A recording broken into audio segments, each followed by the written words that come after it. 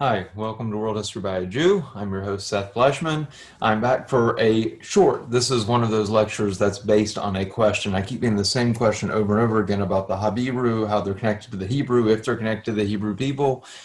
So this is, most of the content is pulled from the King Tut miniseries, specifically the lecture that includes Akhenaten. But because this question keeps coming up, I've repackaged it a little bit and now spun this out to its own standalone lecture, so I hope you enjoy. Who were the Habiru people? They were a group of people that were identified in the Amarna tablets. So the Amarna tablets were these diplomatic documents, all written on cuneiform tablets, found in Amarna, or Akhenaten if you prefer, which was this was over about a 30-year period that covered the end of Amenhotep III's reign, all of Akhenaten's reign, and part of King Tut's reign. So it's like almost 400 tablets frozen in time telling us about diplomacy at that point in Egyptian history. The Habiru people were repeatedly talked about in the Amarna tablets, and I've got a few samples here for you, which you can read through while I'm talking. But basically, these people were a group of people identified with this proper name. They operated basically in the land of Canaan and the surrounding area, but when you start looking at it, it ends up being Egypt, ends up being what's now Turkey, what's now Israel, what's now Lebanon and Syria and Iraq, and of course the center of it all is the land of Canaan. There are hundreds of references. Okay, so let's take like this one right here. This tablet 290, you see here on this map, you see 290, so you can see exactly what area it was referring to. All these little numbers here are different tablets that have been found that are identifiable what the geography is relative to the Habiru people. Now, so we have these hundreds of references, and they cover a 600-year span from about 1800 BCE to 1200 BCE. This is a very interesting period of time because this covers the time of Abraham through the time of Moses. So if you look at rabbinical dating, it's like the exact same 600-year period, which is quite interesting. Now, what can be a problem, we're going to get into this more, is that this was not an ethnic designation. Okay, this was a social class. And not only that, it was used with a negative connotation. So this was a lower class. These were slaves, maybe escaped slaves, maybe active slaves. They were servants, they were robbers, they were mercenaries. It wasn't a good thing when these kings were talking about the Habiru. There have been lists of names found. The majority of their names are Semitic names. In other words, that would tell you the majority of them were Semites, but not all of them. So you didn't have to be a Semite to be part of the Habiru. So we've got this. So the question is, does Habiru equal Hebrew? And we've got the etymology, which sounds, right, these two sound the same. We're about to spend a lot of time on this etymology. The chronology, I told you the 1800 to 1200 BCE. And then finally the proximity. All right, now the proximity is this map right here. So all this sounds a lot like the ancient Hebrews is what I'm trying to say. To really delve into this, I thought we'd explore the etymology. So for those of you who like the etymology, this is going to be our most in-depth etymology discussion I've ever done with this group. All right. So first of all, before we talk about the etymology, I need to explain a little bit of the Hebrew for you. So for some of you, this Hebrew stuff is well known. For others, it's not. So I've broken down the rules of Hebrew into three key concepts you need to understand what's going on with this Habiru Hebrew thing.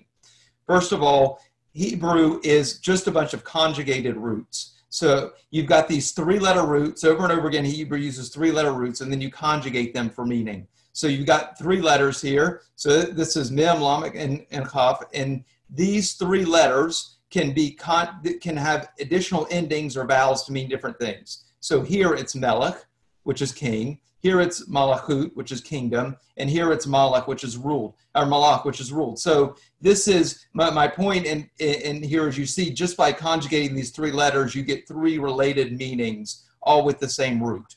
Okay, that's part one. Part two, guttural letters. So the only guttural sound we really use in English is the H sound, the ha. Hebrew has more. Most people identify the chet sound, that cha. Every time, if you don't speak Hebrew and you hear Israelis, it just sounds like cha, cha, cha, cha over and over again. But in biblical Hebrew, there actually were more of those. They've just kind of been lost over time. So the one we need to worry about tonight is ein. So ein, which is silent when you read Hebrew today, actually had a very soft guttural sound, a little bit like an H. Okay, so when you're writing the biblical Hebrew in today's English, you tend to see it with an H because this is the closest pronunciation, even though it's not exact. And then the last point I need to tell you before we move on is we have dual pronunciation of letters, which makes them interchangeable. So the main one we're worried about tonight here is bet. So bet, you see, if it's got the little dot, that's a b sound, and if doesn't have the dot, that's a v sound. So even though the letter is bet, the b and the v are interchangeable. And you can see I didn't even put them all, but there's other letters like this, like shin, can be shin or sin, or tav or sav, especially for the Yiddish speakers. So this right here is our 3-letter root for Hebrew. So you have the ein with that soft H sound, you have the bet, which can have a B or a B sound, and then you have the resh, which is an R sound. That one's not so complicated. All right, now I think you're ready. I think we're going to compare the way the root word for Hebrew appears in the Torah. All right, so where did Hebrew come from? The word Hebrew, first of all, you got to step back.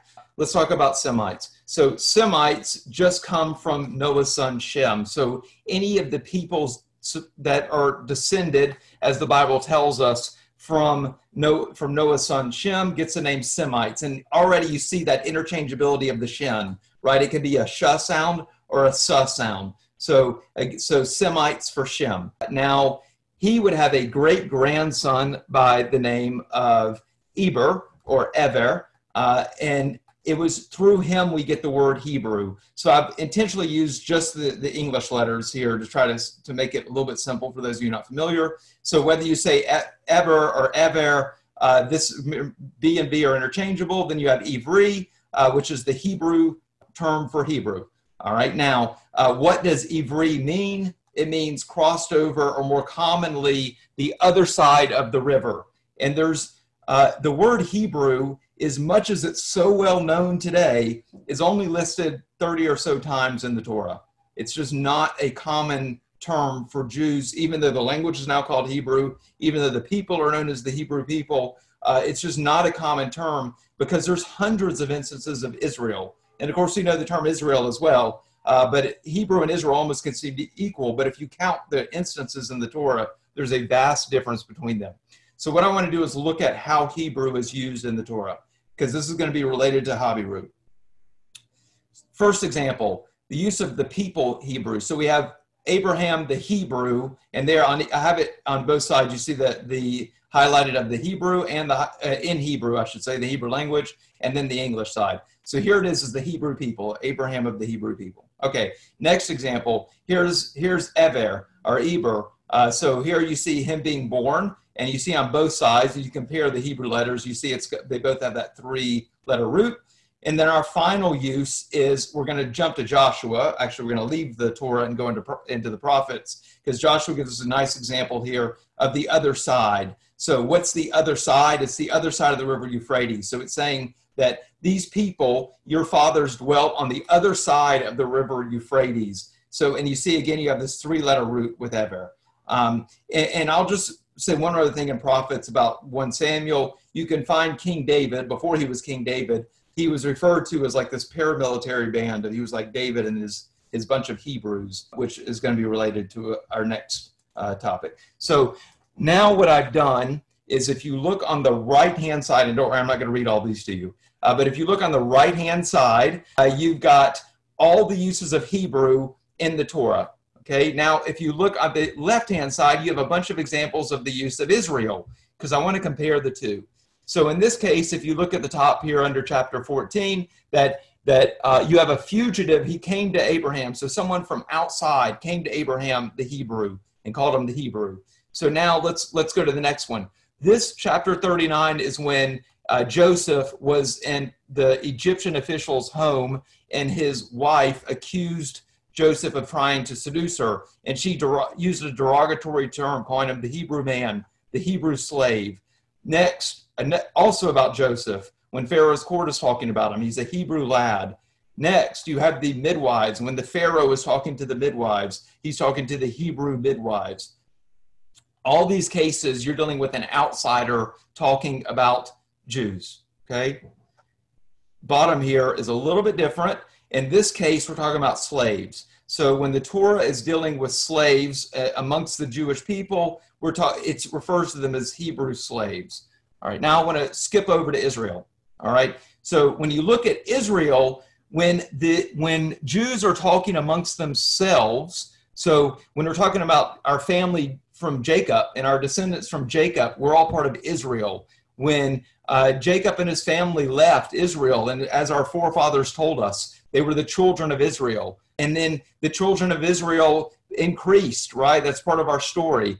And then look here towards the bottom, this line, this opening line, you can see, I guess I should have looked it up, but like over and over and over again in the Torah, whenever God is telling Moses to speak to the Jewish people, he's saying, speak to the children of Israel. So what I'm saying is there's a fundamental difference of how the term Hebrew is being used and Israel is being used. In other words, the point is, when you're dealing with the term Hebrew, we've got a foreign point of view, an outsider point of view, talking about Jews. And then also the case of slaves. When you're dealing with slaves, they're Hebrews.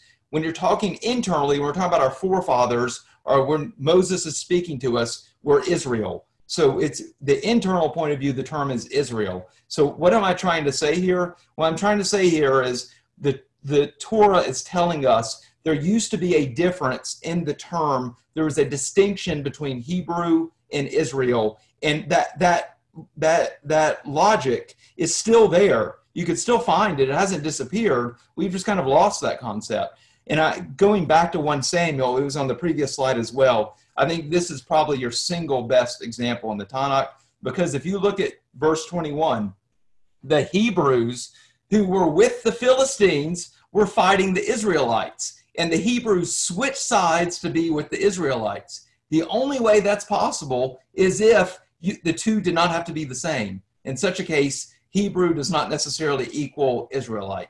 And the evidence is right there for you. Okay, so now that you've understood the Hebrew terminology, let's switch back to the Egyptian terminology. So it seems so far, why would you think that Hebrew and Habiru are two different things? Okay, so modern scholarship is clearly against the two being the same term.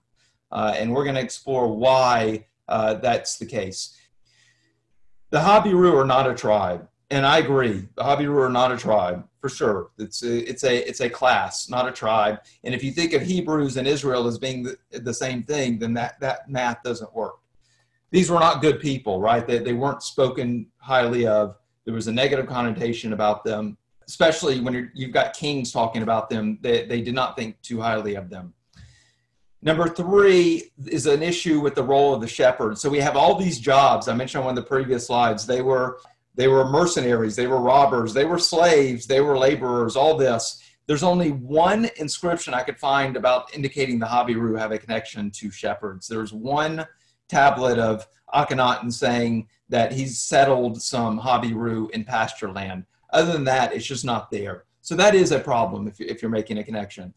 Now, the biggest argument I normally see, and by the way, this is used over and over and over again, is actually the etymology of the word Apiru, which is why it was so important to me to explain the etymology to you beforehand.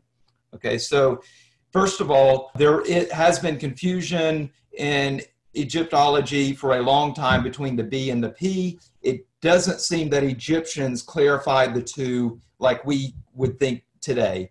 However, there was some Ugaritic tablets found, I think it was 1939 or so, and they, because of their interaction with the Egyptians, it's found that it was more of a P. So while you would have seen Habiru written 100 years ago, it kind of became Apiru after that, and that became a big problem. The other problem is the root words, because, and that's where I'm going to get to this cognates. I want to look at the different definitions of the various versions of Habiru. So if we look at Hebrew as Hebrew, as I said, that's really the root is the other side of the river. That's where it comes from. When you look at the Egyptians, the term Apiru really comes from dusty or dirty is the best guess. When you look at the Akkadian, which is a very important root for us, for if you're a Semitic speaker, this Habutu means a migrant. And also you can find it written from the Hittites and the Ugarites as well. I just want you to see that you have these multiple pronunciations, but our three primary languages that we're concerned with here today all have a different definition. So then the question is this really just a false cognate? So what's a cognate? A cognate, if you look here on number 1, a good example is the word desk in English, because the word desk is linked to the word Tisch in German. Took enough German to know that. And then where this Tisch is actually related to discus, and in Latin, from Latin, and in Latin it just means a flat surface. So it's very easy to see how this discus and the D and the T are pretty interchangeable in German and English. Like in other words, in English we have dollar, in German you have taler. Okay, so the D and the T are pretty interchangeable. So when you start looking at discus and Tisch and desk, okay, it makes sense. It's all this flat surface and that's where you come from. That's a cognate. They all have that same root. A false cognate is the second example. So the second example would be that you have the English to have and the German haben, which sounds like they're the same, and they are the same. But then when you add the third language, Latin, into it, it's just coincidental that Latin looks the same. They actually have different roots. So an archaeologist studying etymology would tell you there's no way that Apiru, Habiru, and Hebrew could be the same word because they have different definitions. And they have a different root that brought them to where they are. Now I'm going to tell you why that's not true. The word Babylon kills that argument. Because if you look at the word Babylon, if you look at the Akkadian, this is where the word Babylon comes from, right? The Akkadian people, they gave us Bob plus Eli. By the way, this L should be very familiar to those of you who know the Torah. So it's a Semitic language, similar words for many things. So Bob plus L, and the M, just like Hebrew, Elim is God's. So just Hebrew also has that M sound for a masculine plural. So Bab Elim is gate of the gods. All right, that's where Babylon comes from.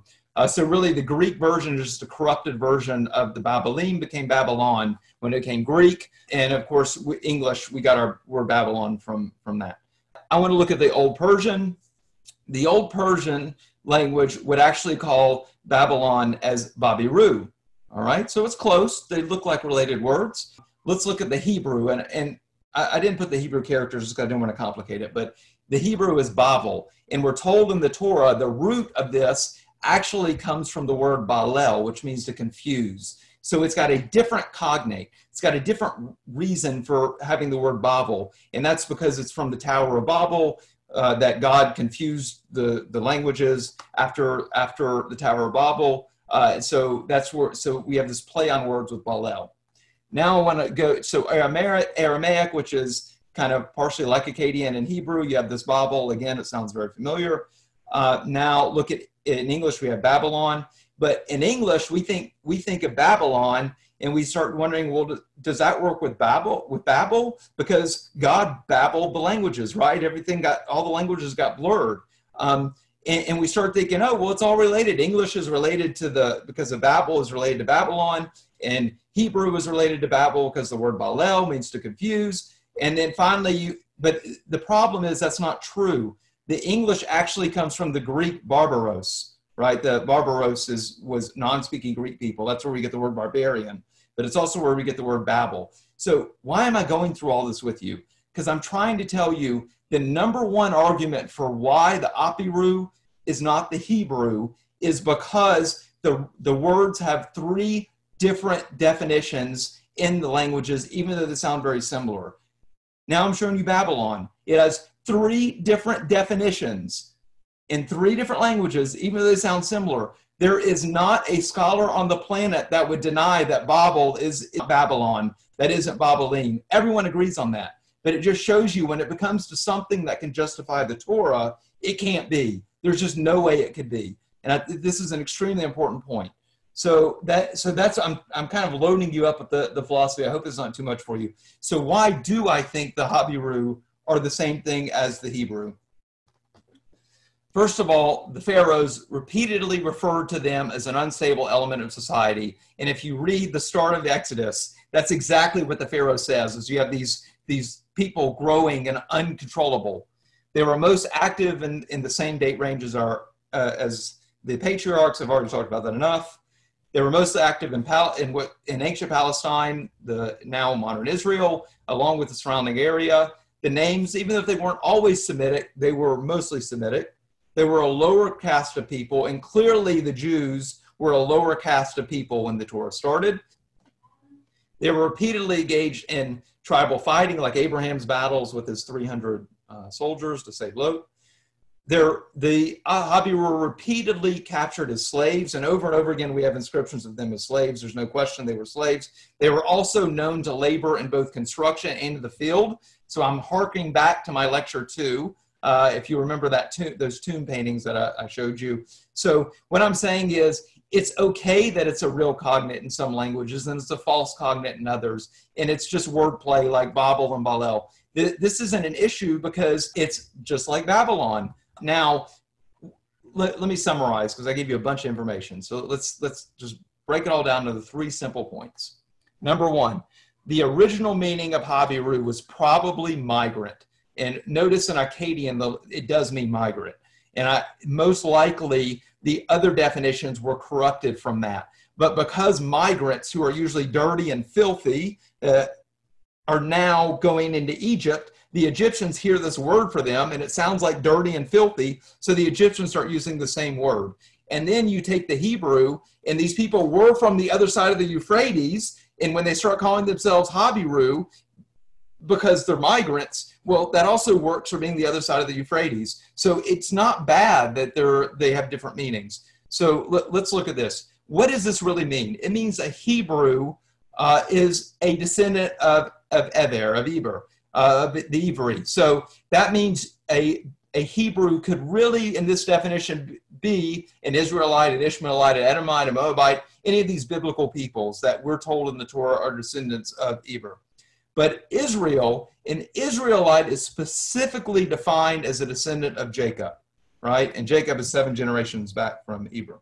So in short, Hebrew is a social class designation. I feel very confident about this. Being Israelite means you are of the Hebrew social class, right? If you're Israelite, you're part of this Hebrew social class. However, being Hebrew does not mean you have to be an Israelite. You could be an Ishmaelite, you could be an Edomite, you could be a Moabite.